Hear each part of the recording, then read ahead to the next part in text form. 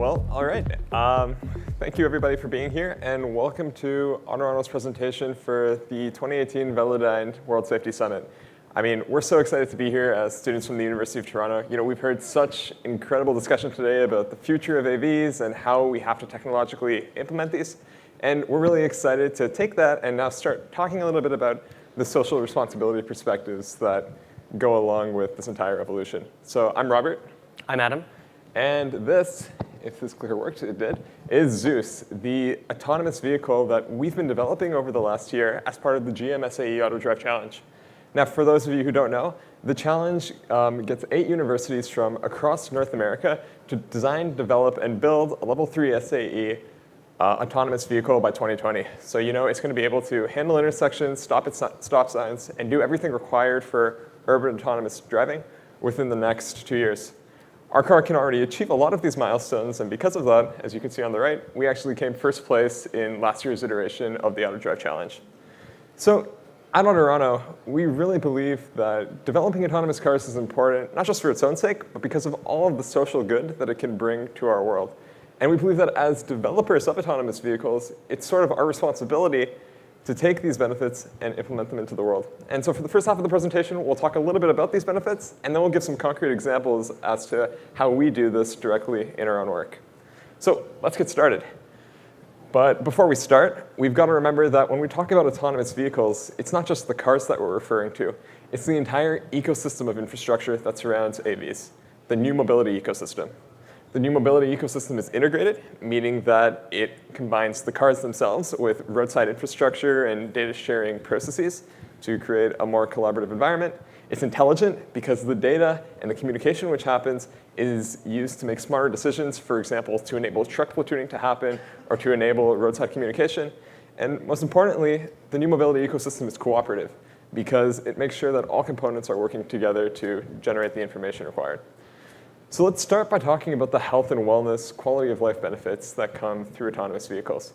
We've all been in that situation where you're sitting in traffic, it's been a long day, and you can't wait to get home, but you can't because there's another hour and a half of cars worth in front of you. If you take autonomous vehicles on the roads, all of these different challenges become obsolete entirely, leaving you more time to either be more productive, spend some time doing the things that are really important in life, and just enjoying it in general. In addition, there are so many demographics of people, for example, the elderly or children, whose quality of life is limited because they just can't get around. They can't easily head to the museum on a Saturday afternoon because mobility is an issue. With AVs on the road, that no longer becomes a problem as well. So one of the most anticipated benefits of autonomous vehicles and why we're here today is safety. So if you look at the numbers, at least where we come from in Canada, one of the greatest contributors to fatalities in traffic accidents is drunk driving. So that's 40%. It naturally follows that as soon as you employ autonomous vehicles and you remove human beings from the operation of a vehicle, you're going to see lives saved, probably to the tune of 585,000, and you're going to prevent quite a few accidents. Now, we've been talking about autonomous vehicles, and we've also been talking about this notion of a connected infrastructure, this new mobility ecosystem. And so with the advent and creation of that infrastructure, we're going to see a plethora of data that gets disseminated. And this is an opportunity to use that data to make better traffic flow decisions, better urban policy decisions, to be able to clear the roads in an emergency, to be able to reduce crime by virtue of the fact that we're going to be living in a world that's a bit more observed. But with that, there's obviously this consideration of cybersecurity. So there's a fear that with connected technologies, there's a chance they could be hacked or breached, or even worse, weaponized. Now, that's not quite the case. So the University of Texas at Austin states, while security measures for personal computers and internet communications were implemented largely as an afterthought, vehicle-to-vehicle and vehicle-to-infrastructure protocols were developed with security implemented in the initial development phase. Again, to us, it's another opportunity where we're elevating the level of cybersecurity we have at a national infrastructure level. So cybersecurity wasn't an afterthought, and why should data privacy be? We understand that there's going to be, again, a plethora of data that's collected through the use of AVs and the connected infrastructure. And again, there's an opportunity for corporations or institutions to use that data for nefarious purposes. But if we come up with proper strategies to collect disseminate, and use that data, it's an opportunity to actually achieve all of those shared value benefits we've been discussing in previous slides. So that brings us to the crux of what we're here to talk about. And I'm actually quite encouraged by what Mr. Christopher A. Hart had to say. I mean, we're a couple of undergraduate students talking about self-driving cars, and he's obviously a transportation safety expert. And we're getting to the same point of we need to collaborate. So when we talk about autonomous vehicles and we talk about corporate social responsibility, it starts with the fact that there's a lot of stakeholders at play. There's the academic institutions who are driving the innovation and research behind the technologies of autonomous vehicles. There are the businesses who are actually creating the cases to be able to use this and to implement them and drive them in a consumer context. There's the actual people who will have a better quality of life because they'll be using autonomous vehicles. And there's the cities and communities around these people that will fundamentally change as a result of the development of autonomous vehicles. Knowing all of that, we need to come together to be able to realize the shared value that we've been discussing. This is an opportunity for every one of the stakeholders and everyone in this room to be able to create shared value by addressing the social needs within our society. So let's talk about how myself and Robin and our team at Autoronto engage with these stakeholders and collaborate to do just that. It starts with the institutions. That could be a not-for-profit institution. That could be an academic institution. It could be a for-profit company. It could be the government. Regardless, you need to engage with every single one of these entities to drive that benefit. You could look at something like the Vector Institute in Toronto, which is responsible for developing artificially intelligent technologies. We engage with them to be able to enhance our AI systems as much as possible. We also engage with the University of Toronto Transportation Research Institute to better understand the impacts of autonomous vehicle on transit and traffic flows.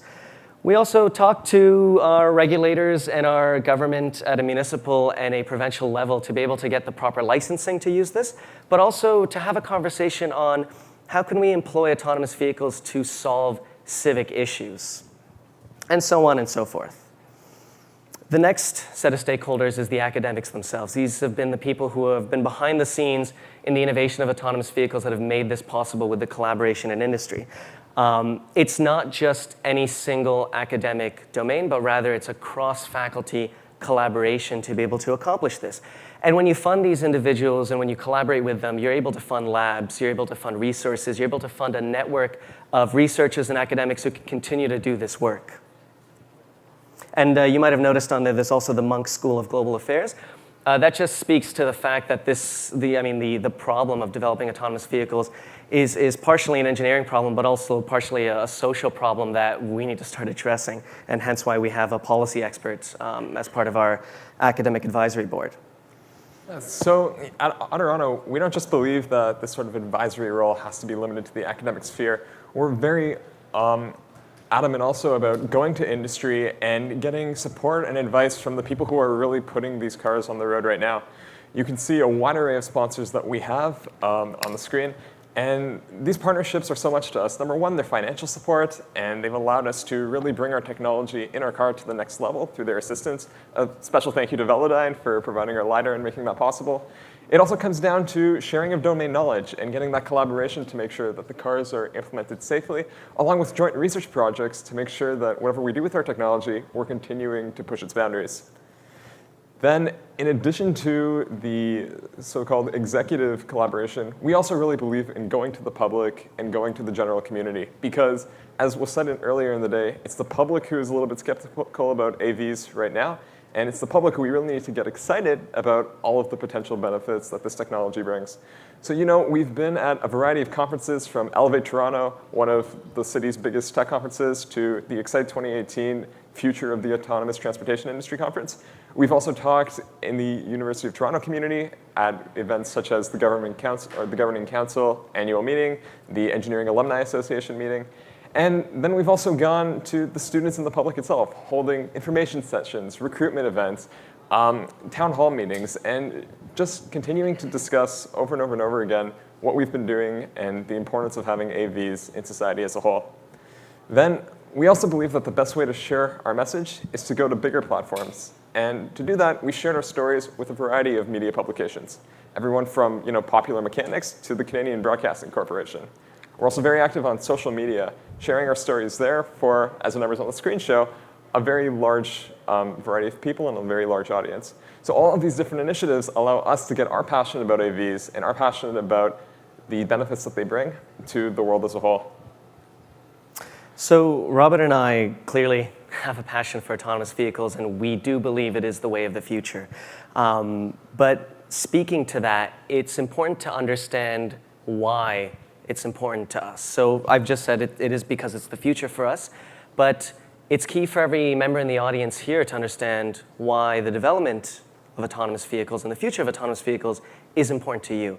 Now, for me, it's a box at home in my closet in Toronto. And this box has a lot of mementos and sentimental letters and so on and so forth. And it's something that it's just a collection of items that represent my life. And I hope that one day I can show it to my kids or my grandkids, and they will see my driver's license, and they'll ask me, hey, what's that?